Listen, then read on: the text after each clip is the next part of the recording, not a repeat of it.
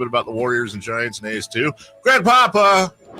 His voice is synonymous with Bay Area sports. Touchdown! San Francisco! Here's the voice of the San Francisco 49ers, Greg Papa. We got to Greg Papa every single week at 8 o'clock, and y'all know how much we love him. One of the great things about Greg is obviously we're going to talk Niners heavy. Their big win, huge win over the Rams, much needed win over the Rams. But Greg Papa is a human Swiss Army knife. We can ask him anything. And I'm going to ask him about Draymond Green taking shots at the Kings because, well, they probably deserve it. But, man, that punch. Good morning, Greg, first off. And secondly, I hate to assume, I know it's early. I don't know if you've seen the video leaked this morning, but my goodness, the Warriors say they're not going to suspend him. Your thoughts on all that? Well, do you want to hear the story about me honeymooning with Olden Colonies in Jamaica? Oh, my God. Absolutely. Yes. No, I remember Olden when he played at Virginia, and he beat my Syracuse Orange to go to the Final Four in Atlanta. So we actually ran into each other. I think I spent more time with him on that honeymoon than my first wife. But in any event, Right. my first thing is, where'd that video come from? Right. That's a Warriors in-house video. Yeah. Who leaked that out?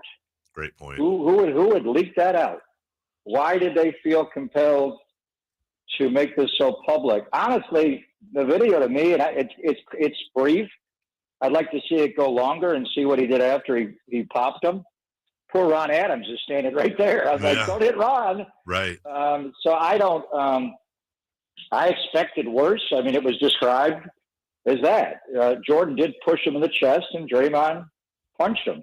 What precipitated it? What was Draymond saying to them along the baseline? What was the plays before? Was it just a hard NBA scrimmage? Were they sleep deprived? I mean, honestly, they came back from Japan. Yeah. I was half thinking, like, your mind is mush. I don't know.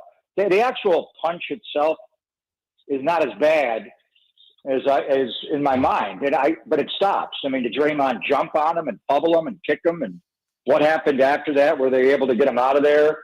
But the bottom line is, it's not cool. The team does not like this. They did not need.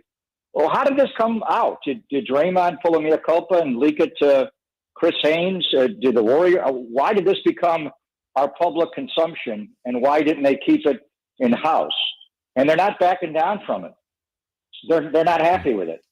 So I've gone back and forth with Draymond. Believe me, this is just one visual evidence of things he's done. He's done many things verbally. He's berated the head coach for years. He berates people around him. I mean, I've seen him, what he did to Kevin Durant at the Staples Center, Kevin's last year. But then after that, I had our staff, and I was doing pre and post, compile all the times Draymond yelled at people, and it just blew me away. The one where he yelled at Durant's rookie year, when Zach Randolph switched on to Durant on a Friday night game, they blew like a 19-point lead, and he's yelling at him to throw the ball back, and he's like, you don't yell at Kevin Durant like that. So there's anger management issues with him, but he's Draymond. He's Saganasty. That's what makes him who he is. So there was a point where I honestly, we talked about, could they, would they, should they trade Draymond Green? Because I thought his play had slipped considerably. And that game in Charlotte, when he took the double text at the end of the game and got tossed and Steph didn't play, that's inexcusable.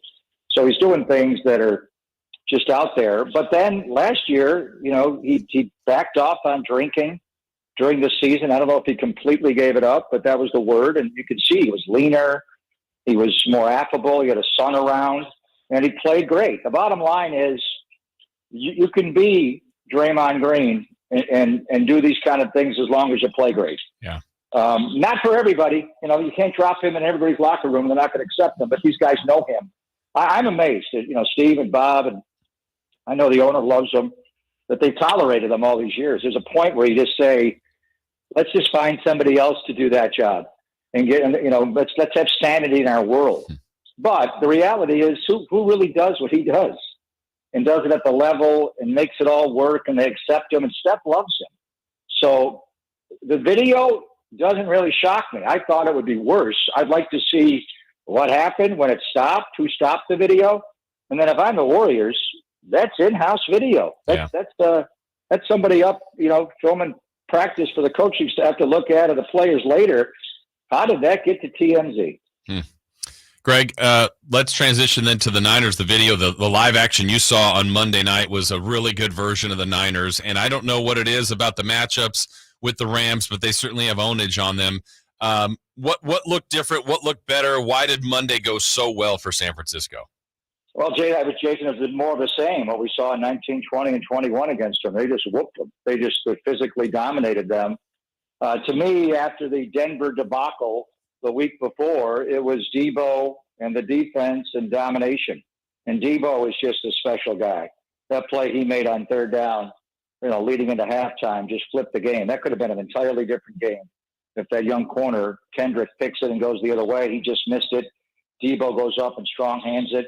I mean, that's the kind of stuff, Draymond Green does on defense, or Steph Curry. It's just, it defies the X's and O's. You can scheme it all up, and he goes up and just takes the ball away like getting an offensive rebound. And then after he lands, he just goes into Debo, and he's just one of the great broken field tacklers. The way his teammates just immediately go into block for Debo mode, and they know, because they lay a couple of blocks, this guy's not picking up a first down. He's scoring a touchdown. And the way George Kittle had a huge block, Brandon Ayuk on the goal line, and then Debo's just so hard to tackle. Jalen Ramsey, to me, is the best tackling corner since Charles Woodson, and he just ran right through him like he wasn't there. So that play, but the bottom line is, why do the Warriors win championships? Defense. Doc Rivers has a great line about the Warriors. They show you their offense, but they beat you with their defense, and they suffocate you. This 49er defense is one of the best in the history of the franchise. And you could go back to the Steel Curtain and the 85 Bears. And that 85 Bears defense to me is different. So I'm going to kind of put them in their own category. But the 2000 Ravens, the 2002 Buccaneers, the Legion of Boom that Richard Sherman was a part of in the early, 10s. And this one's just, you tell me, whenever I'm looking at another team's defense, like I think the Carolina Panthers, the 49ers are playing on Sunday, have a really good defense. They do. Their offense is scattered. Baker Mayfield's a mess right now, but their defense is good. But I'm always looking for what areas might Kyle attack. And I kind of get a hint of what he's thinking going into a game. You can get at this guy, we can get at that guy, we get this guy isolated on this guy. It's like basketball. It's 5-on-5 to some degree, 7-on-5. Tell me where the 49ers are weak defensively. Tell me where, if you're the other team, you're the other coordinator, you're Matt Rule, Ben McAdoo with Carolina, you want to attack the 49er defense, who do you go at? I don't see anybody. There's no posers, there's no imposters on this defense. From Charvarius Ward to Emmanuel Mosley to Diamador Lenore in the slot, the way he's playing. Trey Greenlaw's playing the best football of his life. Fred's back to being Fred. Nick Bosa is the best player in the league, I think. On any side of the ball, any position, Nick Bosa is a game wrecker. And he's got a bunch of guys around him that all feed off of him. Talanoa Hufanga, what he's doing. Deshaun Gibson. Now you're getting Jimmy Ward back. You're getting Jason Verrett back. The rich just got richer. You tell me, if you're the other team, who are you picking on? This 49er defense does not have a weakness. The mascot. Yeah, Sourdough Sam. Sourdough Sam? Yeah. Okay, I got you there. You can run against him, I hear. No. He's a good guy, though. Yes. Listen, it is so much more fun to hear you touchdown San Franciscoing and happy, and that Debo call was absolutely sublime from you. Let's hope we get more of that against Carolina and on and on and on, because that is the Niner team that I and all Niner fans want to see. We always appreciate your time, sir. You guys are taking delight in Draymond. You're jumping on Draymond hard today. I can feel it. He also said he also had that video same day where he's like, I can't get up for the Kings.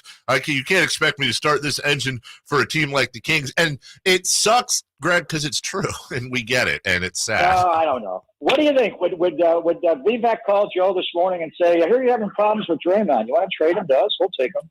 You want me to answer what Vivek Ranadive would do on any given morning with a roster? I'll give you the lottery numbers next. Appreciate you. Have a great call Sunday. Take care, guys. We'll All talk next week. Take care, Jason. All right, thank you. That is the wonderful Yes. Greg Papa. Honeymooning with OP. Honeymooning Buried the with lead. OP.